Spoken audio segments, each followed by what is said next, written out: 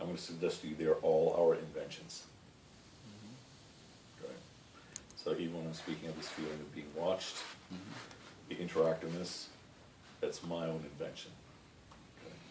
Which means I can also change it to something else. Okay.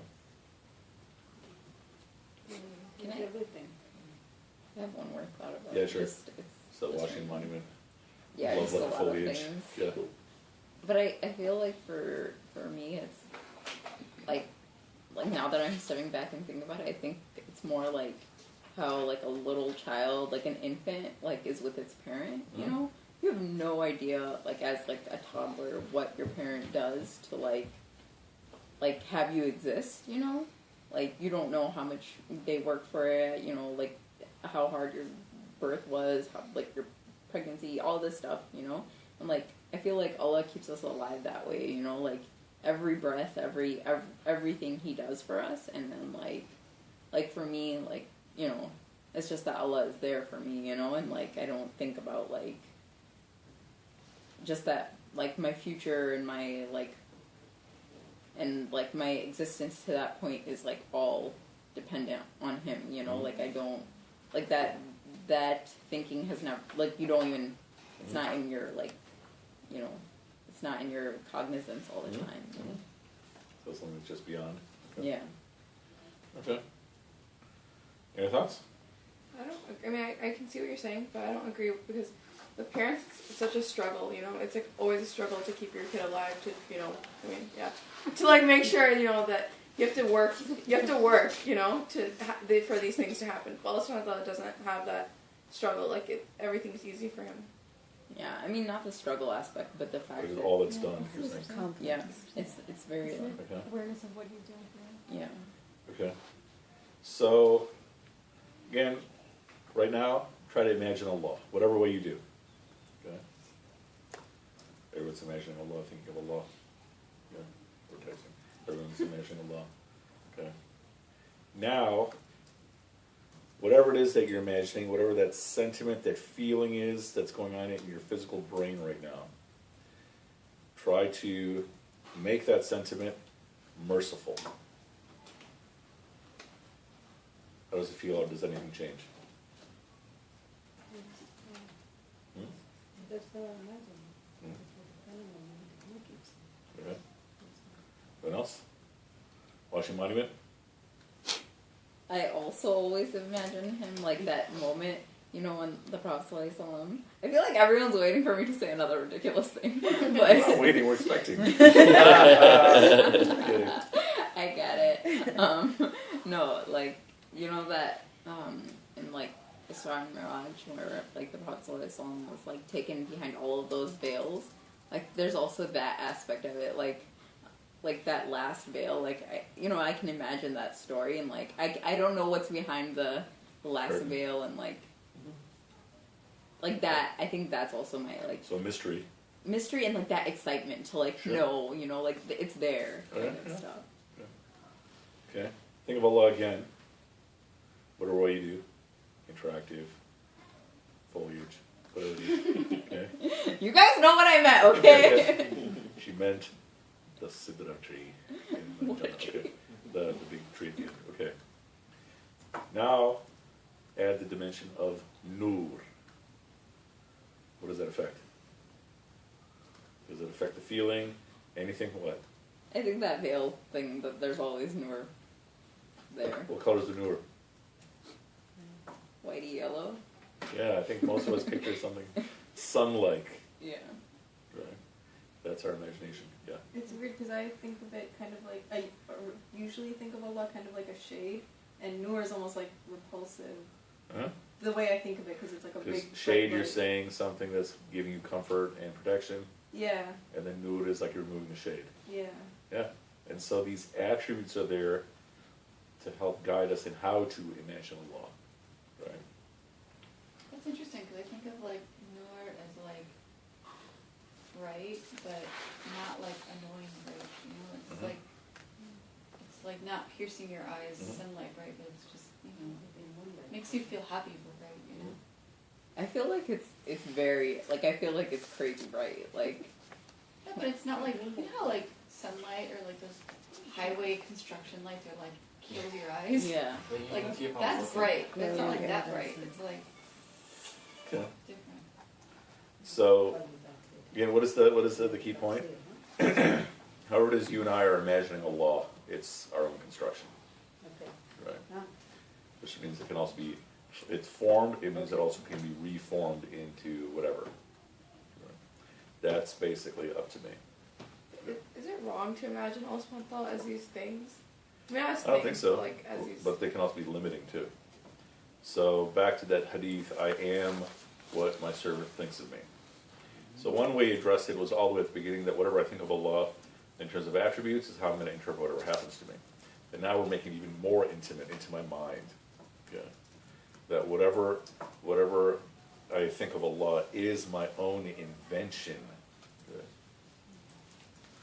And so even if I imagine Allah as witnessing, hearing, seeing, even that's my choice to emphasize those attributes. And chances are, those are also related to how I imagined as a kid my folks. You know, like moms just know everything, right? You know, they always know what's going on. Just like, you know, Zayd Ali's mom. I just heard what you said. The guy on Facebook. You ever seen Zayd Ali's videos? So, he's at home, and he drops a dish and it breaks. And his mom's in a grocery store, and she takes her chapal, whips it across town, goes flies across town and lands in his hand. I'm sorry, could you repeat, what kind of a store was she in? Grocery store? Okay. What's the question? Grocery. What did I say? It's grocery. You said it correctly. There's a debate. Why, did someone say grocery or something? Grocery. Grocery. It's He said it grocery. right. He said it right. Grocery. He's a teacher. Did I say with the sha or a sa? You said Shop. stuff. Shop. That's correct, You right? said shop. Yes, that's correct. You said shop. He didn't. Who He said- said stop. What's the difference? I don't get Who what's said going sha? on. You said Grocery. grocery. Yeah. Grocery. Who Oh, said I do like a Sorry. It's Be- quiet. Grocery. See, Grocery. I've gotten so Sneakers. jaded. I thought it was gonna be some feminist saying, "Why are you picturing his mom in a grocery store?" You're like, you know. Why wasn't he in AutoZone? You know. Actually, I think she was home. So all these attributes that we have of Allah in the Quran, the way we commonly teach is that we're saying this is what Allah is. But again, this is how I should imagine Allah. Okay. So bring us back to the end of the Quran, Surah An-Nas. We're now finishing the entire Quran.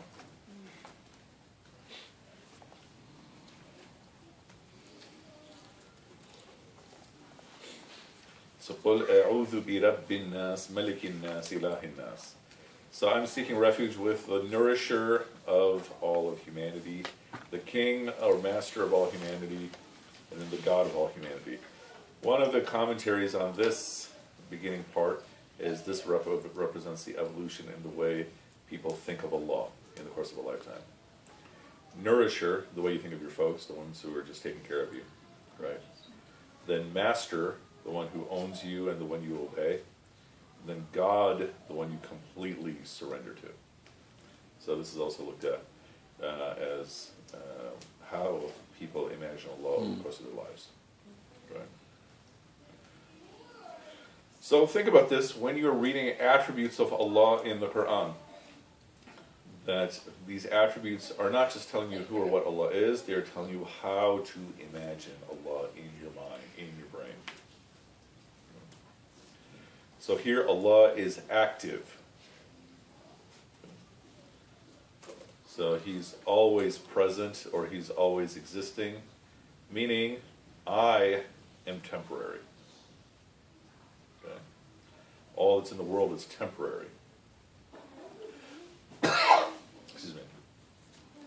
He is not exhausted, nor does He sleep, but the flip side of that is that He is always active, always awake, at full speed in terms of our consciousness, the way we would imagine it. And then everything in our world has a point of exhaustion. He owns everything, which means He owns me. So even try to imagine that notion, whatever that means inside of you, that I do not own myself, that Allah owns me. Because if he's saying he owns all that's in the heavens and the earth, it means he owns me. Okay. How does that feel? Like this feeling that I do not own myself, God owns me. It can connect you to heaven. Sorry? I feel like it kind of cuts off your relationship with this world, and it's more of your relationship with, like, the heaven and the hereafter. Gee. Okay. Well, he's good and protected. Nijat. Isn't that like what makes you like Muslim when you like submit to God? Like you accept that? So these are all clauses or sentences on how to submit to God, not by way of commands, but by way of imagination. Yeah. So I have no ability to intercede except by what he permits, and the deeper point, because it's repeated, no one has any knowledge except for what he shares. So whatever I have is whatever little bits he's given me.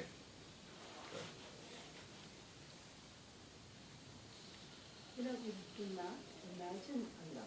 You imagine His attributes. Mm-hmm. Yeah, that's what I mean. We're not imagining a thing. Right. Yeah. Nijat.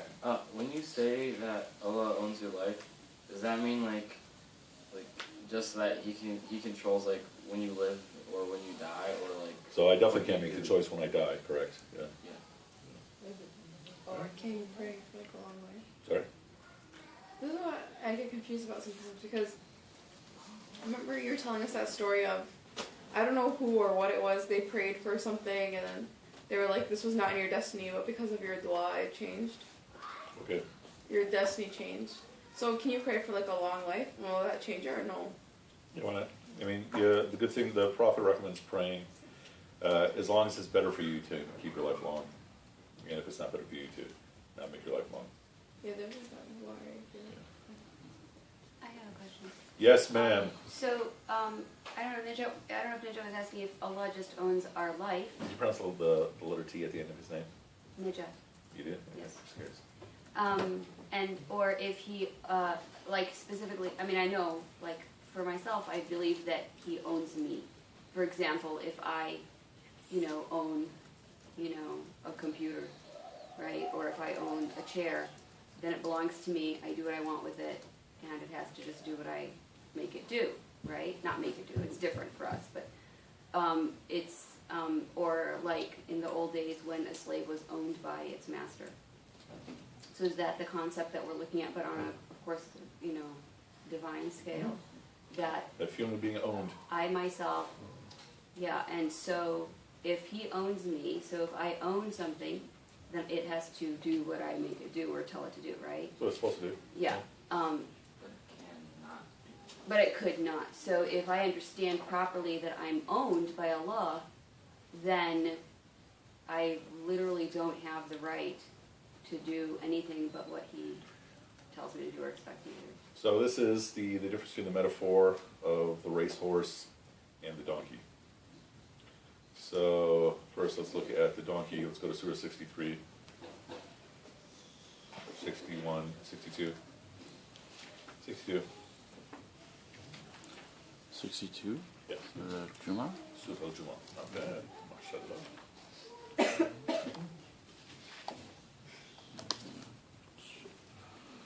Which verse? Sorry? No, I'm just saying, which verse? I have 5. مثلهم Yeah. مثل الذين مثل حملوا التوراة. So those people who have been handed the Torah to carry, then they did not actually carry it, meaning they did not embody it. كمثل الحمار. And then the wretched of examples is those who denied signs of God. So the example of the donkey is the behavior of the donkey is the donkey does whatever it wants. So the donkey might be someone who is carrying all this knowledge, but if the donkey is not acting on the knowledge, then effectively the donkey is trying to make the knowledge, trying to make God submit to him. Right? That's the metaphor of the donkey. Right? So I learn and learn and learn, And whether it's physically in my mind or I'm carrying my backpack, it didn't really make any difference, right? Whether it's in a bag or in my brain, because it's not affecting anything in terms of my conduct. I'm still doing whatever I want. Meaning, as I'm getting knowledge, it should be affecting my behavior. As I'm getting ilm, Islamic knowledge, religious knowledge, it should be improving my obedience to Allah. If it's not, then it's no different than me carrying it in a bag or carrying it in a drive. In contrast, the racehorse, Surah 100. 100. Yeah, those last 15 are all They're all jumbled mix. Yeah, exactly. Is it It Hasad is. or no? Hasad is one of. Well, adiyat. Oh, okay. So what's the metaphor of the racehorse, or the domesticated racehorse? وَالْعَادِيَاتِ دَبْحًا فَالْمُورِيَاتِ قَدْحًا فَالْمُغِيرَاتِ صُبْحًا. So this image is, you have these racehorses that are panting. So just, we've all seen slow motion or the footage of racehorses. They're going at full speed as fast as they possibly can.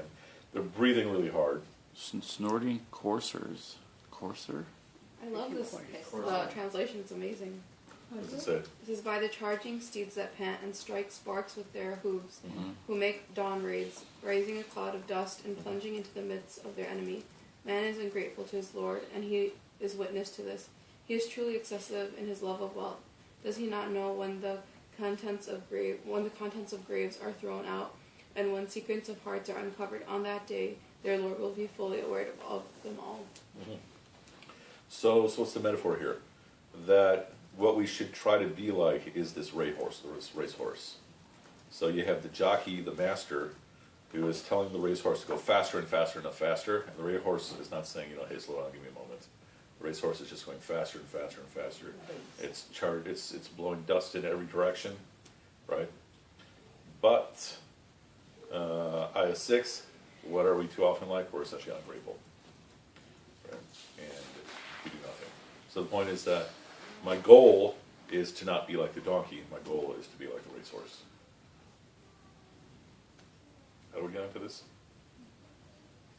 Slam. Yeah, thanks. Anyway. What is it? What was the specific point? Like that I'm being owned. so- I'm owned. Owned, yes. So the point is that I want to behave like the racehorse. Right?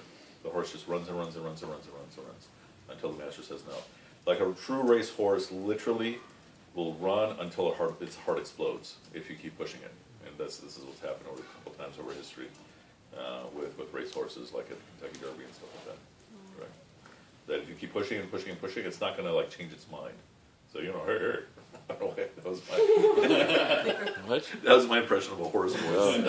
Hey. It didn't have a Disney accent. Okay. So It had a man in it too. yeah, that was, in my mind, I was picturing myself with the long I'm face just and glad everything. that it's recorded. That, Yeah. There's enough material in these recordings that are all on YouTube. Yeah, I feel that I like can never run for president of Islamistan or anything like that. Islam. Yeah. So, it's not reviews it before you're like. well, considering who Islam does have, they probably won't review it. Anyway, that's high Islam. So, but the basic point is, that if I'm owned, first step is for me to regard myself as owned, and then deeper than that, is that I'm not only doing what Allah tells me to do, but I'm doing it all at full speed. Wow. What is that? So then, the cool thing is that then you just keep looking for what he wants you to do. Yeah. Okay, any other questions or thoughts? So we went through 2 ayahs. It's a big one. Yeah. Next time we'll do ayah 256. So, One like, many like to quote, no compulsion in religion. So we'll understand what that means. most, inshallah, next time. quarter. And I actually have to run to my next location. Inshallah. You're gonna run. Thank you, Mr. Not Mozaffar. like a horse.